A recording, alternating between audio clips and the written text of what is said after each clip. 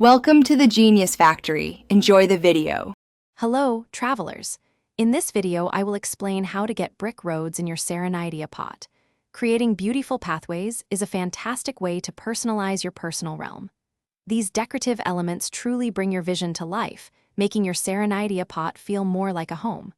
To begin, you'll need to acquire specific furnishing blueprints, which are essential for crafting any path design you desire. Let's dive into how you can find them. Your first stop for path blueprints should be Tubby, the friendly teapot spirit found right in your Serenidia pot. Tubby runs the Realm Depot, where you can exchange your hard-earned realm currency for a wide selection of furnishing blueprints.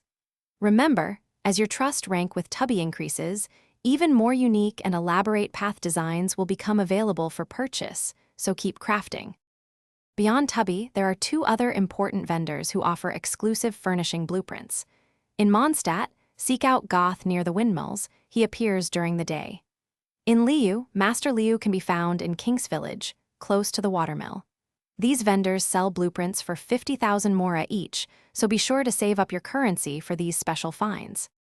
After acquiring your desired path blueprints, it's time to craft. Head to your crafting menu within the Serenidia pot and select the path design. You'll need various materials, like different types of wood or fabric, to bring your vision to life. Once crafted, you can freely place and arrange these path sections throughout your realm, connecting buildings and creating beautiful landscapes.